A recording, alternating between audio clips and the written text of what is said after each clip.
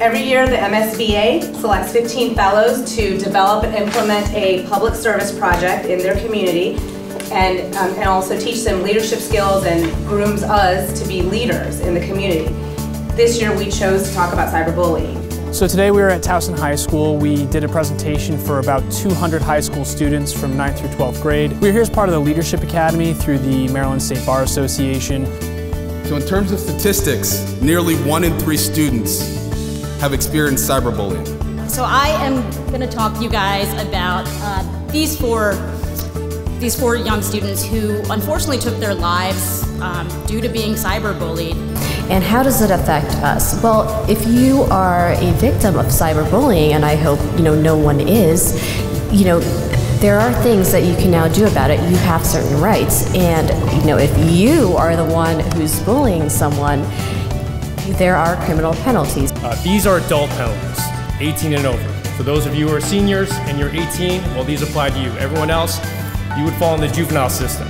And we're very excited this year to come up with something like cyberbullying, because it's definitely an issue that's facing young adults throughout this country right now, and it's something that we felt was really important to talk to students in Maryland to kind of bring this to the forefront of their minds. Important is an understatement when it comes to cyberbullying awareness for the students. My name is Ryan Derenberger. I'm an English and journalism teacher here at Walt Whitman High School. The presentation's main purpose was to identify Grace's Law by name. Grace was 15 years old. She was actually a high school student in Howard County, so she's from our state. At first she was bullied offline, and then the bullying took place online on Twitter, and they bullied her there. And unfortunately, she also took her own life. And in 2013, Grace's mom fought really hard and worked with our lawmakers in Annapolis to get a law on the books that protects people like Grace, that protects everyone, protects kids like you guys. Itemize the various aspects of it and make sure that the students can apply them to different scenarios. So these are 4 magic words. This is how you can actually determine that you're violating the law. The kind of role-playing and exemplifying specifically went over really well with the students. Actually had no clue about Grace's Law. I always knew that it's like always like a really bad thing to do, but I didn't know how bad the consequences are. And I think if people knew that, it wouldn't be as, common. Like cyberbullying, it's very different whether it's like someone saying something playful or it's actually like intent to hurt. So there's a big line drawn there between play and hurting. So I think that was cleared up today in the presentation.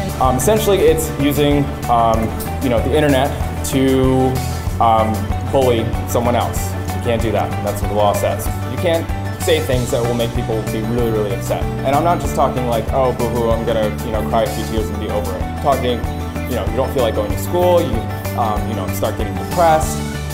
You're no longer interested in your regular activities. Things of that nature. So there's a common theme that you're going to hear today. The first one is intent. Say intent. I just thought it was really good. I really appreciated them coming out and taking time to inform all of us. Thank you for helping. It's too important not to discuss. Our students need to know that they're in safe spaces. They need to know that they're supported, not just by the adults in their lives, but also their peers. So when cyberbullying does pop up, we want to make sure that the students know there's help available.